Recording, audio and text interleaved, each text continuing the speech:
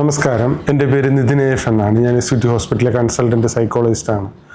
ഇന്ന് ഞാൻ നിങ്ങളോട് സംസാരിക്കാൻ ആഗ്രഹിക്കുന്ന വിഷയം, നമ്മുടെ ഒരു സ്കൂൾ അധ്യയന വർഷം ആരംഭിച്ചിരിക്കുകയാണ്. നമ്മുടെ കുട്ടികളൊക്കെ സ്കൂളിലേക്ക് പോയി തുടങ്ങിയിട്ടുണ്ട്. അപ്പോൾ ബാക്കി ഹയർ എഡ്യൂക്കേഷൻ ഒക്കെ ഇനി അഡ്മിഷൻ ആവുന്നു. പലതും അഡ്മിഷൻ പ്രോസസ്സൊക്കെ ഇനി നടക്കാനായിട്ട് പോകുന്നതേ ഉള്ളൂ.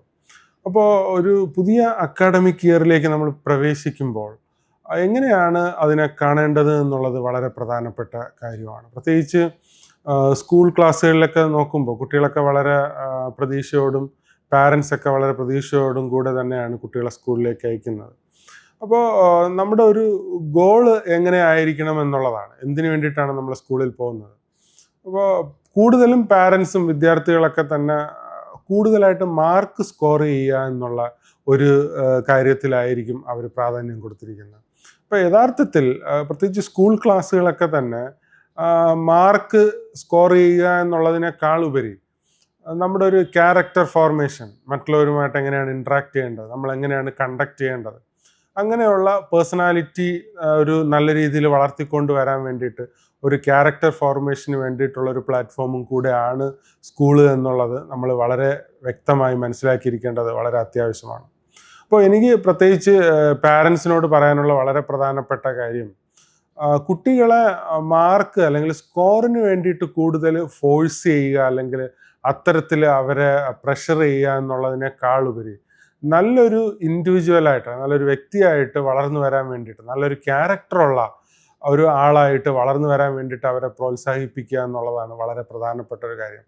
ഓണസ്റ്റായിട്ടും സീരിയസ് ആയിട്ടും ലൈഫിനെ കാണുവാനും, നമ്മൾ ഈ ലോകത്ത് ജീവിക്കുമ്പോൾ വളരെ ക്രിട്ടിക്കലായിട്ട് കാര്യങ്ങളെയൊക്കെ വിലയിരുത്തി ഒരു ഇൻ്റലക്ച്വലി വളരെ ഡീപ്പ് തിങ്കിങ് ആയിട്ട് കാര്യങ്ങളെയൊക്കെ മനസ്സിലാക്കാൻ വേണ്ടിയിട്ടുള്ള ഒരു ഒരു ഒരു സാഹചര്യം കുട്ടികൾക്ക് ഉണ്ടാക്കി കൊടുക്കുകയാണെങ്കിൽ അത് അവരെ ജീവിതത്തെ വളരെയേറെ സഹായിക്കുമെന്നുള്ളത് വളരെ വളരെ പ്രധാനപ്പെട്ട ഒരു കാര്യമാണ്.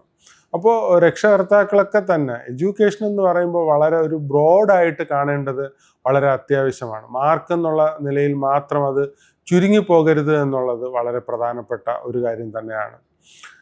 അതുപോലെ തന്നെ ഹയർ എഡ്യൂക്കേഷൻ, ഇപ്പോൾ ഹയർ എഡ്യൂക്കേഷൻ ഗ്രാജുവേഷൻ ആണെങ്കിലും പോസ്റ്റ് ഗ്രാജുവേഷൻ ആണെങ്കിലും അതിന് മുകളിലേക്കൊക്കെ ആണെങ്കിലും പല കുട്ടികളിലും പല പഠിതാക്കളിലും ഞാൻ ശ്രദ്ധിച്ചിരിക്കുന്ന ഒരു വളരെ പ്രധാനപ്പെട്ട കാര്യം, അഡ്മിഷൻ കിട്ടുന്നതിന് മുമ്പ് വളരെ താല്പര്യത്തോടെ ആയിരിക്കും അഡ്മിഷൻ കിട്ടണം, അല്ല അഡ്മിഷൻ കിട്ടിക്കഴിഞ്ഞാൽ കോളേജിൽ പോയി തുടങ്ങുന്നതിന് മുമ്പേ വളരെ നന്നായിട്ട് പഠിക്കണം, ഇതുവരെ പഠിച്ചതിനേക്കാളും നന്നായിട്ട് പഠിക്കണം, അല്ലെങ്കിൽ മുമ്പ് പഠിക്കാൻ പറ്റാത്തത് അല്ലെങ്കിൽ മുമ്പ് സ്കോർ ചെയ്യാൻ പറ്റാത്ത എല്ലാ നഷ്ടങ്ങളും ഇനി ഒരുമിച്ച് നികത്തണമെന്നുള്ള വലിയ പ്രതീക്ഷയിലേക്കായിരിക്കും ഡിഗ്രിക്കാണെങ്കിലും PGക്കാണെങ്കിലും കുട്ടികൾ കോളേജിലേക്ക് ചെല്ലുന്നത്.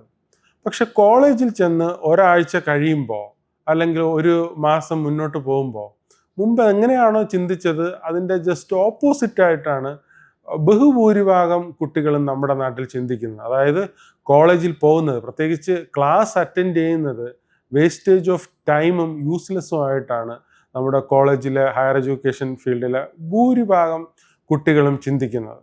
അപ്പോൾ നമ്മൾ ഹയർ എഡ്യൂക്കേഷൻ സിസ്റ്റം അതെന്തുകൊണ്ടാണെന്നുള്ളത് വളരെ ക്ലിയർ ആയിട്ട് ചിന്തിക്കേണ്ടത് വളരെ അത്യാവശ്യമാണ്. എനിക്ക് വിദ്യാർത്ഥികളോട് പറയാനുള്ളത്, പ്രത്യേകിച്ച് ഹയർ എഡ്യൂക്കേഷൻ മേഖലയിലുള്ള വിദ്യാർത്ഥികളോട് പറയാനുള്ളത്, അപ്പോൾ കോളേജിൽ നിന്ന് എന്ത് കിട്ടുന്നുണ്ട് എന്നുള്ളതല്ല, അല്ലെങ്കിൽ നമ്മുടെ ലെക്ചേഴ്സ് പ്രൊഫസേഴ്സ് അവരൊക്കെ എന്ത് പഠിപ്പിക്കുന്നുണ്ടെന്നുള്ളതല്ല, നിങ്ങൾ എന്ത് പഠിക്കുന്നു എന്നുള്ളതാണ് ഏറ്റവും പ്രധാനപ്പെട്ട കാര്യം.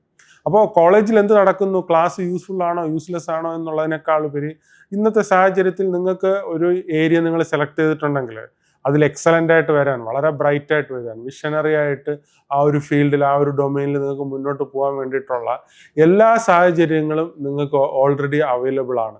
അപ്പോൾ അവിടെ നിന്ന് കിട്ടുന്നു എന്നുള്ളതിനേക്കാൾ ഉപരി നിങ്ങൾ പരമാവധി ഒരു പ്രൊഡക്റ്റീവ് ആകാൻ വേണ്ടിയിട്ട് ശ്രമിക്കുക എന്നുള്ളതാണ്. നിങ്ങളുടെ ഇൻഡിവിജ്വൽ ലൈഫിന് ഓരോരുത്തരെയും ഹെൽപ്പ് ചെയ്യുക എന്നുള്ളത് വളരെ പ്രധാനപ്പെട്ട കാര്യമാണ്. പല കോളേജുകളിലും ഹയർ എഡ്യൂക്കേഷൻ സ്ഥാപനങ്ങളിലും ഇപ്പോൾ അഡ്മിഷൻ എടുത്തു കഴിയുമ്പോൾ യങ്ങറായിട്ട് വരുന്ന കുട്ടികളെ സ്വാധീനിക്കുന്ന അല്ലെങ്കിൽ പുതിയ അഡ്മിഷൻകാരെ സ്വാധീനിക്കുന്ന വളരെ പ്രധാനപ്പെട്ട ഒരു കാര്യമാണ്, അവിടെ മുമ്പ് സീനിയേഴ്സായിട്ട് പഠിച്ചവർ ആ കോളേജിനെ കുറിച്ച് അല്ലെങ്കിൽ ആ സ്ഥാപനത്തെക്കുറിച്ച് അവരോട് പറയുന്ന ചില കാര്യങ്ങൾ.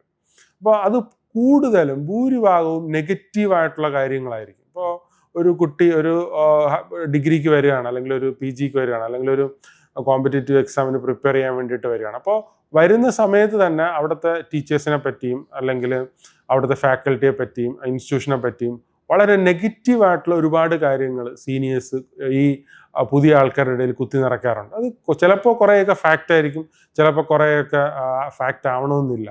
പക്ഷെ എങ്ങനെയാണെങ്കിലും ഒരു പുതിയൊരു ലേണർ എന്നുള്ള നിലയിൽ നിങ്ങൾക്ക് നിങ്ങളുടേതായിട്ടുള്ള ലൈഫ് എങ്ങനെ ഒരു ഫുൾഫിൽഡ് ആയിട്ട് മുന്നോട്ട് കൊണ്ടുപോകാം, നിങ്ങളുടെ ലൈഫിൻ്റെ മീനിങ് എങ്ങനെ കണ്ടെത്താം, ഇന്നലത്തെക്കാൾ എങ്ങനെ എനിക്ക് കുറച്ചും കൂടെ ബെറ്റർ ആവാം, പ്രൊഡക്റ്റീവ് ആകാം എന്നുള്ള ഒരു ഗോളിൽ നിങ്ങൾ മുന്നോട്ട് പോവുക എന്നുള്ളതാണ് വളരെ പ്രധാനപ്പെട്ട കാര്യം. അല്ലാതെ ക്ലാസ് യൂസ്ലെസ് ആണോ, യൂസ്ഫുൾ ആണോ, കോളേജിൽ പോകുന്നത് വേസ്റ്റ് ആണോ, അങ്ങനെ ചിന്തിക്കുക എന്നുള്ളതിനേക്കാളുപരി ഈ അവൈലബിൾ ആയിട്ട് കിട്ടിയിരിക്കുന്ന ടൈമും ഓപ്പർച്യൂണിറ്റിയും റിസോഴ്സസും മാക്സിമം ബെസ്റ്റായിട്ട് എങ്ങനെ ഉപയോഗിക്കാൻ പറ്റും എന്നുള്ള ആ ഒരു ആംഗിൾ ചിന്തിച്ചുകൊണ്ട് നാട്ടുകാരെ മുഴുവനും അല്ലെങ്കിൽ കോളേജിനെ മറ്റുള്ളവരെ നന്നാക്കുക എന്നുള്ളതിനേക്കാളുപരി എനിക്ക് എങ്ങനെ ബെറ്ററായിട്ട് ഈ ലൈഫ് മുന്നോട്ടേക്ക് കോൺട്രിബ്യൂട്ട് ചെയ്ത് കൊണ്ടുപോകാൻ പറ്റും എന്നുള്ളൊരു ആംഗിൾ ചിന്തിച്ച് മുന്നോട്ട് പോകുന്നത് നിങ്ങളുടെ ലൈഫിനെ ഓവറോൾ ഹെൽപ്പ് ചെയ്യുമെന്നാണ് എനിക്ക് നിങ്ങളോട് പറയാനുള്ളത്.